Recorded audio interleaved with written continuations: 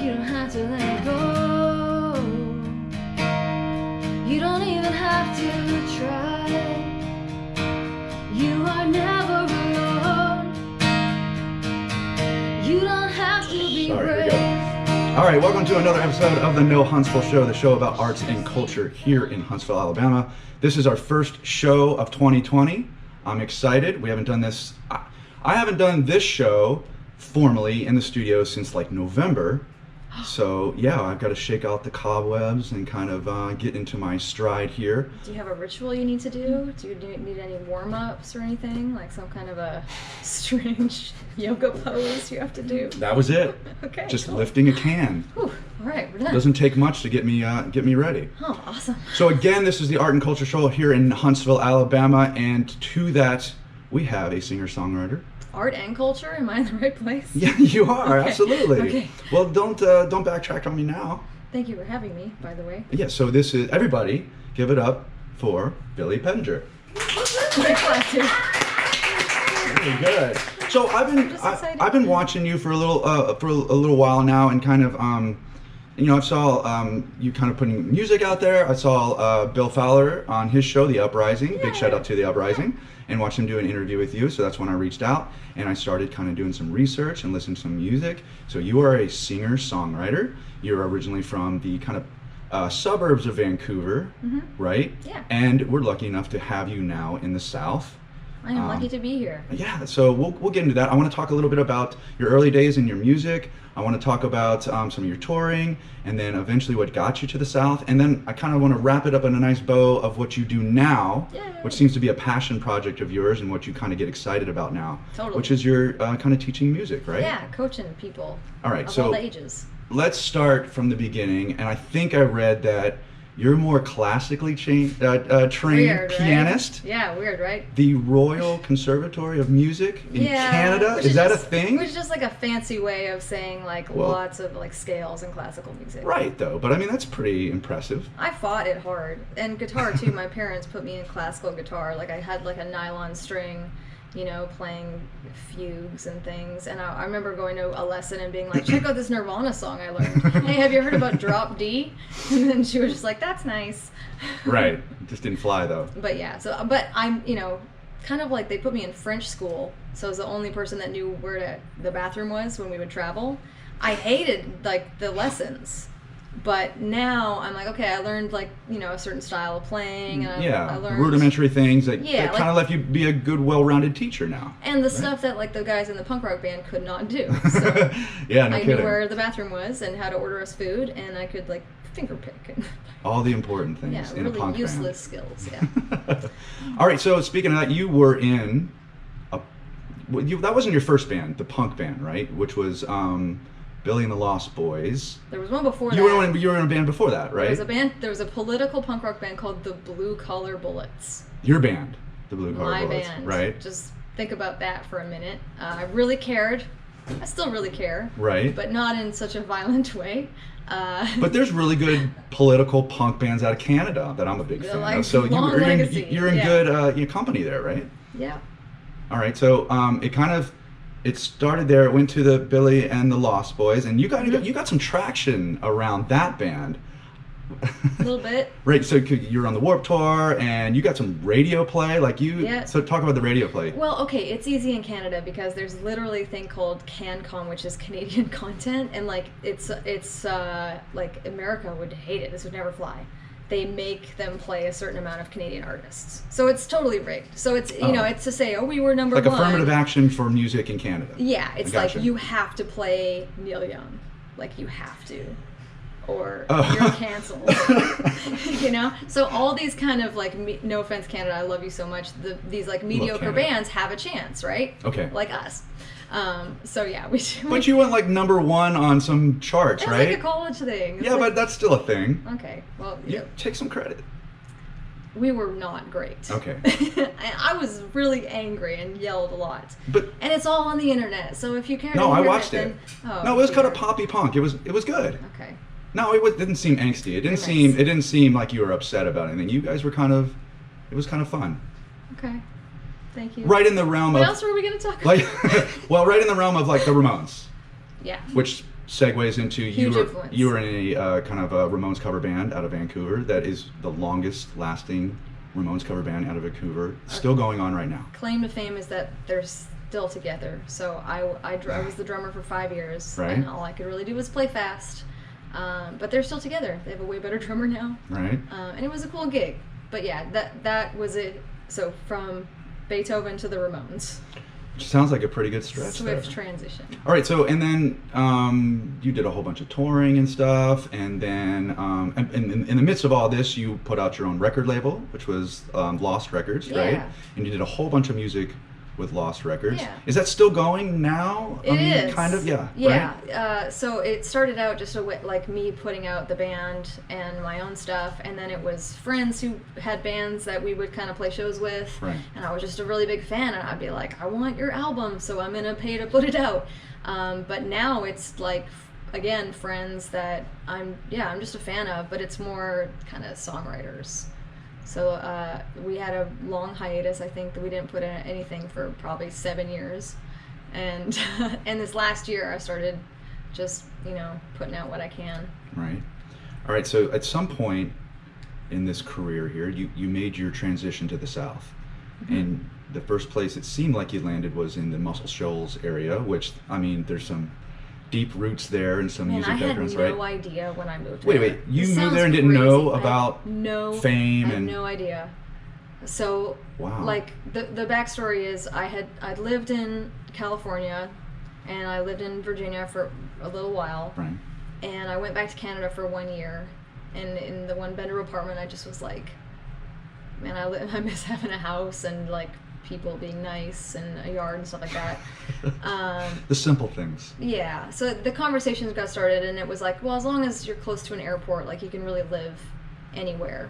But it started with like, I just need some space. I needed to be able to make a bit of noise. Yeah. Neighbors far away. So that's how it started. But that was my backyard, like that basically. Like, I don't know if that was the exact picture, but It's like an ocean. yeah. They can't So see like, it was the same price as my one-bedroom apartment, and we were right on the river, and it was just like glorious. Nice. But I lived there for I don't know how long before somebody was like, "Oh, you haven't seen the documentary," and I was like, "Oh, the Muscle Shoals." So I'm like, "Oh, that's right down the street. Okay, cool." I've heard of Aretha Franklin. Yeah, I've heard yeah. of the Rolling Stones. Oh yeah. Okay, cool. Just the strange of all the places in the world. Right. Yeah, it's know. it's crazy to think about Yeah. what happened right there, right? So Yeah, tons of history. And it was hugely inspiring because, going there and going to Sun Studios Yeah. and, all these places that you realize were just rooms. Like a room just like this, just like Right. any other room. Yeah. And you go there and you're kind of like, it wasn't really the room that made it great. Right. It was the people It was in the the people, room. yeah. Right. So that kind of inspired me to, maybe I could take some room in my house and just try to make some stuff. Mm-hmm. And who cares if it's anywhere near that, but just, do the thing. I mean, if you've been to the original Muscle Shoals, like, Yeah. it's literally one room. It's nothing. Yeah. Yeah. Exactly. Yeah. All right. So you were, and at this was the time when you started doing you were kind of producing your own music. You were doing everything on it, right? Yeah. And this is where you said something like 30 or 40 songs over 4 different albums is where you kind of do this DIY sort of music. Yeah, I was always interested. Like, I would always pay attention. I would like watch what kind of mics people were using, Right. and slowly started to just like, okay, I always like that mic on acoustic guitar, like that. So I just over time just started like collecting stuff, and then decided I don't know, let's try, let's go for it. Right. What's the worst that could happen? It sounds bad. So it started with like just a bunch of demos. So write something, demo it, Right. and then now I'm trying to do like as much as I can with my own stuff and helping other people if I can. When did you make the transition over from like the Shoals area to actually Huntsville, About 2 years Harvest area? ago, About 2 two years. and a Okay. half years ago. And this is, but then just last year you put out another album, but this wasn't something you did on your own. You actually went with another label with this last album. Is that correct? No, that was me. Oh, that was you too. I did Okay. some drums somewhere else, Okay. and then but yeah, I did most of that in my house. All right. What was the name of that album from last year? Look at me, I'm fine. Some hidden meetings in there. Is that a question? Yeah, I guess so. I think like some people were putting out records that were like, you know, they do like the publicity thing, and, and it's like, oh, I went through a hard time, but everything's great now, and it's like it's just this endless story, right? And I don't know, it kind of was like, okay, like I did that also, but like I'm still not okay. Right, exactly. So it's supposed to be a joke, but I don't think anybody got it. So anyway. you made the move over here. You started. You put your own studio together, and this is what kind of brings us to what you're doing now, which is doing some teaching. Which is awesome. Right. So this is kind of where you're finding sort of your wheelhouse, right? It seems like. So I got this dog, and I was like, how am I going to get off the road? It always starts with a dog. Yeah. I was like, how am I going to not go on tour and just like stay at home? Right. Like, what am I? And I was like, I'm a little old lady piano teacher. I can see it now.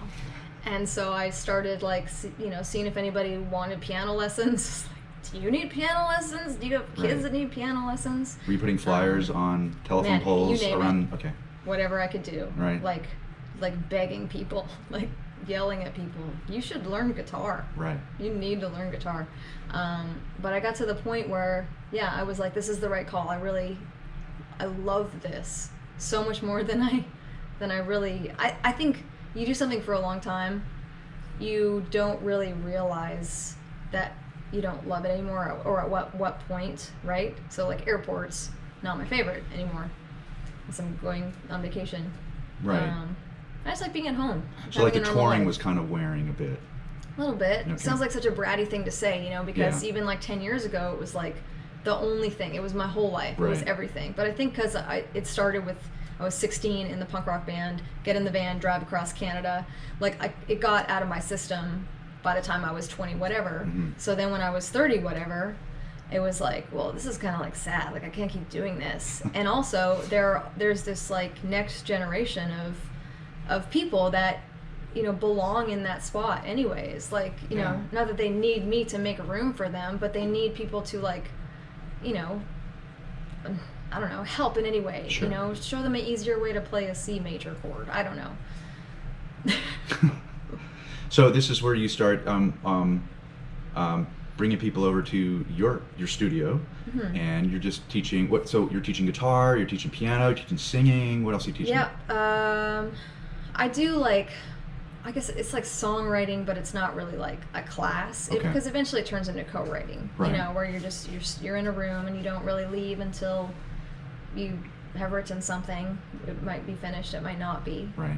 But it's anything from, you know, some Beethoven song to, hey, how do I demo my new song that I wrote? Okay. Or, you know, what would I do next? Right. Do I play a show? Like, you know, and it's not that I'm the authority on the subject. You know, there are so many people that know so many more things than me. Yeah. But like, where do you go? You know, say you're 15 and you have a bunch of amazing songs. Right.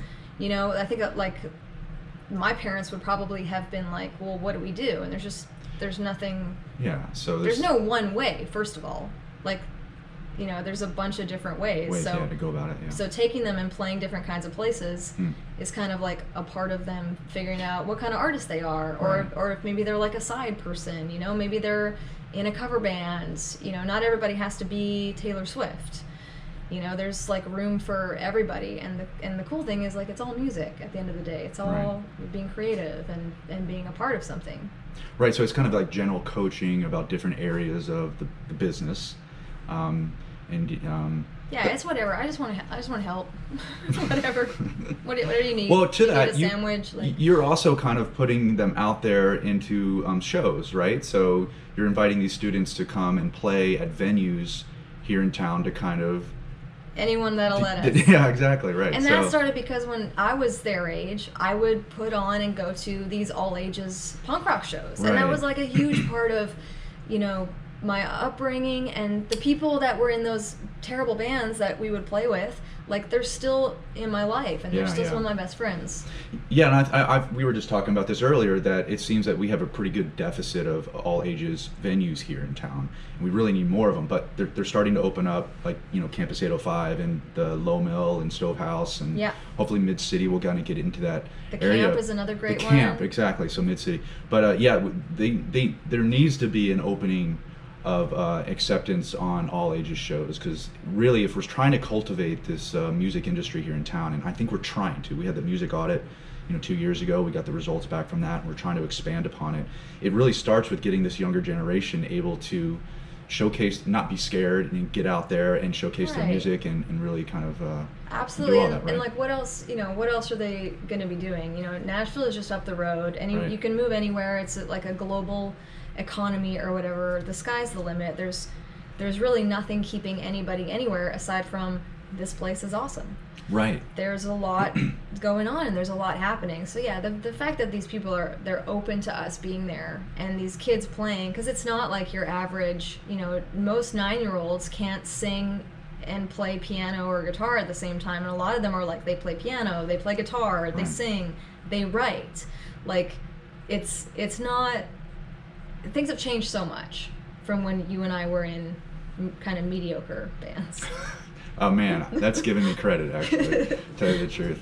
All right, Billy, well, I appreciate you coming on the show, and I think what you're doing is really great, because again, this show kind of promotes art and culture here, but you kind of exemplify that not only in your own career, right? So you're kind of still putting out music, you're doing it from here, but also you're kind of sharing that talent with other up-and-coming artists, which is really great, and we need more of that. We need more people pushing for those all-ages shows, and we really need more teachers kind of showing people that this is viable, there's ways to express yourself, and this is a really good outlet to do that, and this town can help support it. Yeah, so it's and really there's cool no that you're one doing way, it's like Yeah, whatever right, yeah. you decide you want to do or whatever you want to make, Right. like you can be that and you can do that, and it's okay. That sounds good. That's a good way to end it. It'll be okay. It's okay. Yeah. Everybody give it up for Billy Pettinger. All right. But you're going to stick around and you're going to play some songs, right? Yes, please. All right. So we're going to break right now, and we're going to set up, and we're going to play some music. All right. Be right back. Hi, I'm Billy Pettinger. This is Ingrid Marie. We met at the Huntsville Women in Music and talked about writing a song together. So here's the first song we ever wrote together. It's called Brave.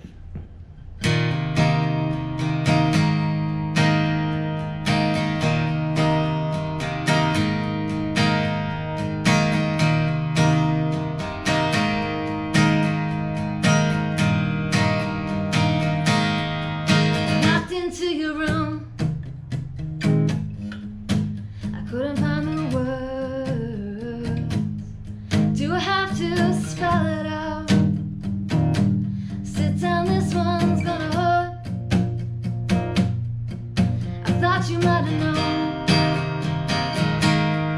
Many times I tried to play it all out.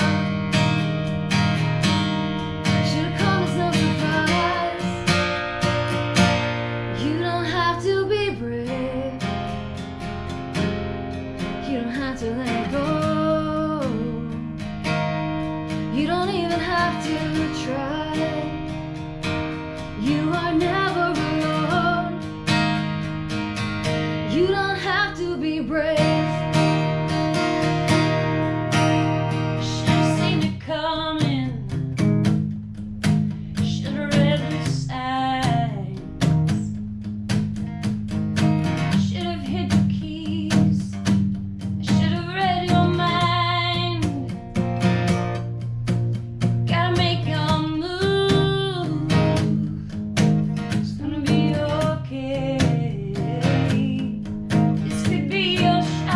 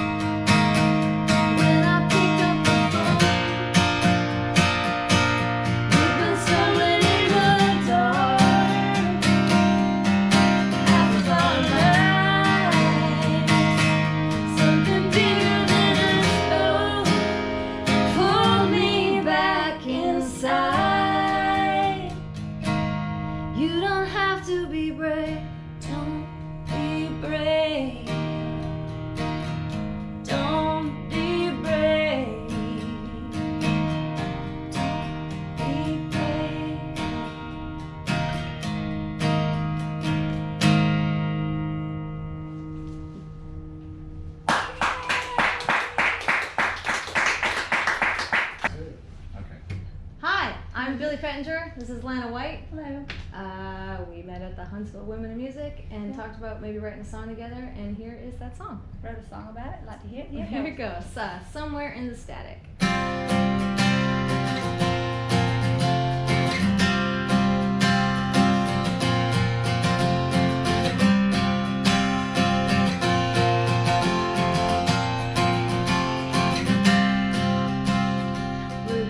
Dad, stay at home, mom.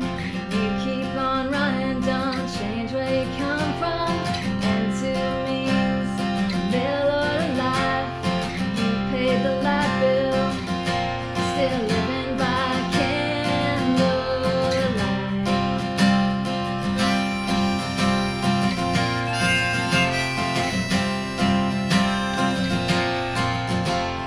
From where I stand, it's not so clear. Feel like I know, and then the view disappears.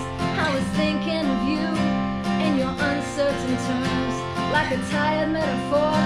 Did you crash or burn? When the dust settles, you look around. Who is still standing? Who's walking out? When it gets quiet and no one around,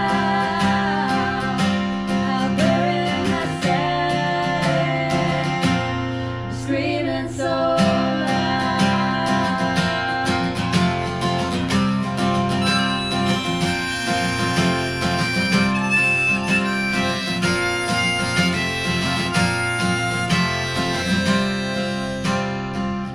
Take it back, a different kind of light. Illuminates all the years of living like a satellite. I'm not angry, I'm just not going back. I'm just doing the best I can. When it gets quiet, you look around. I am still standing. I'm walking out, and when I'm nowhere to be found, somewhere in the static, screaming so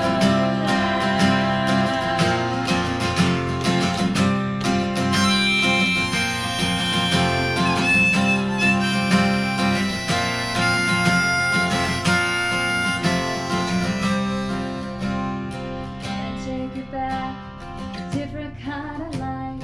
Even after all these years of living like a satellite, I'm not angry, I'm just not going back. I'm just doing the best I can. What I have, when it gets quiet, you look around.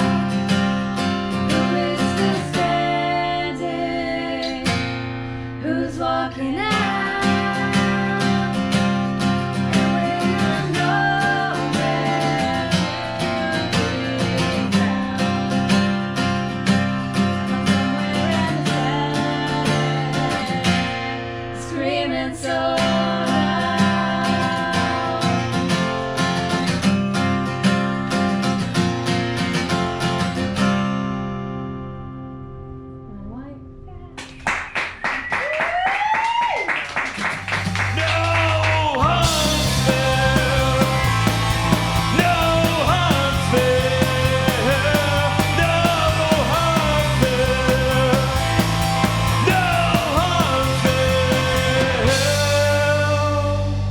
She needs a whiskey. Running the fire through the night. I want a soundtrack when I drink whiskey. I got you, bud. No, Huntsville.